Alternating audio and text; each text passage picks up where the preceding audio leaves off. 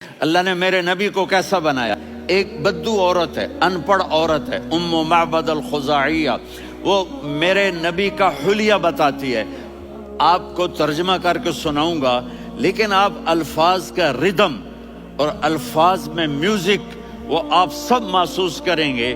وہ بدو عورت کہتی ہے رأیت رجلا ظاہر الوضاء ابلج الوجه حاسن الخلق لم تعبه ثجلا ولم تزر به سعلا وصیم قصیم فی عینیہ دعج فی اشفارہ وطف فی صوتہ سحل فی لحیتہ کثافہ فی عنقہ سطع وصیم قصیم اکحل احور ازج اقرن ان تکلم علاہ البہا وان سکت فعلاہ الوقار وکأن منطقہ خرزات نظم ینحدرن۔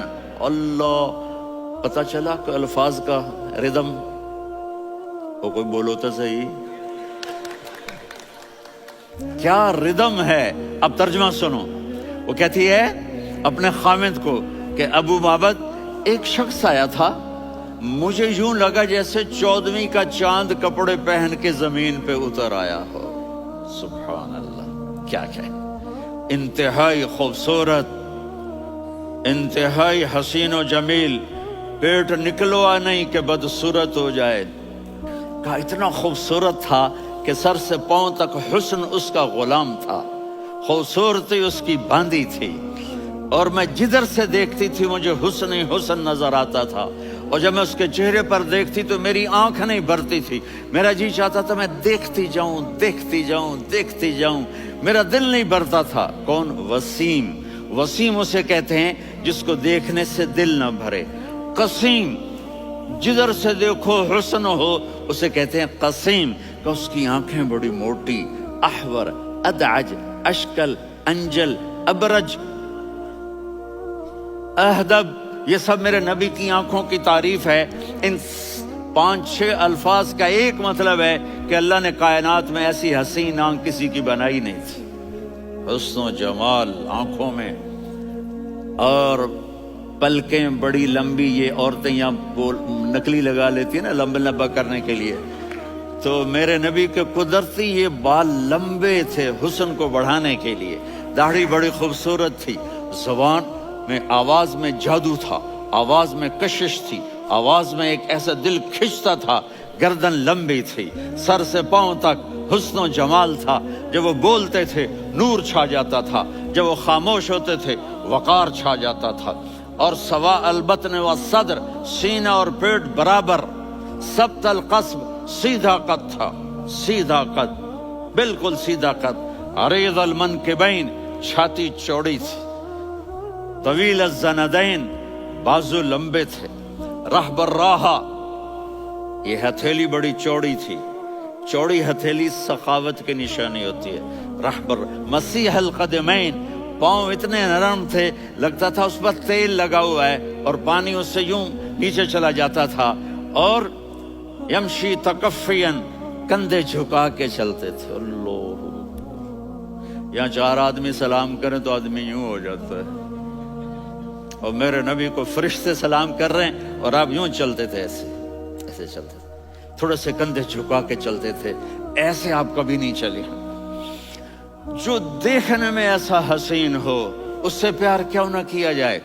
خاندان اونچا ہو تو آدمی اس کی قدر اور عظمت کرتا ہے۔ میرے نبی کا خاندان کیا ہے؟ میرے نبی نے فرمایا اللہ نے آدم کی ساری اولاد سے عرب کو چنا، عرب کی ساری اولاد سے مضر کو چنا، مضر کی ساری اولاد سے قریش کو چنا، قریش کی ساری اولاد سے ہاشم کو چنا، اور ہاشم کی ساری اولاد سے اللہ نے مجھے چنا۔ میں سب سے اعلیٰ خاندان کا ہوں، عالی نسب ہوں۔ میرے اللہ نے میرے 10 نام رکھے ہیں، میں محمد، میں احمد، میں ماہی، میں حاشر، میں عاقب، میں فاتح، میں ابو القاسم، میں طٰہٰ، میں یاسین۔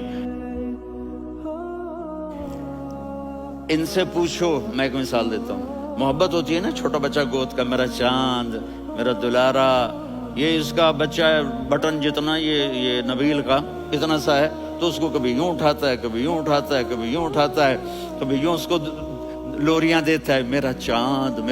کالا ٹٹ میرا چاند میرا چاند میرا چاند۔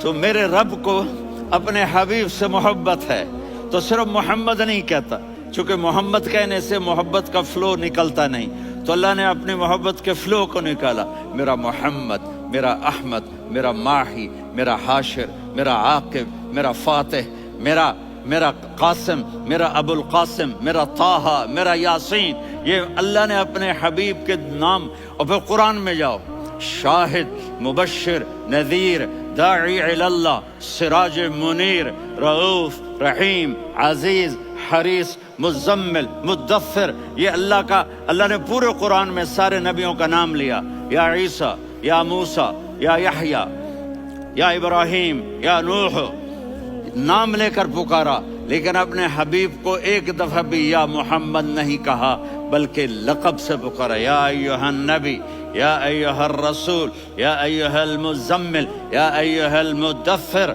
میرے رب نے اپنے حبیب کو ساری نسلوں میں سب سے اعلی نسل بنایا۔ اگر اپنے نبی سے پیار نہ کریں تو کس سے پیار کریں؟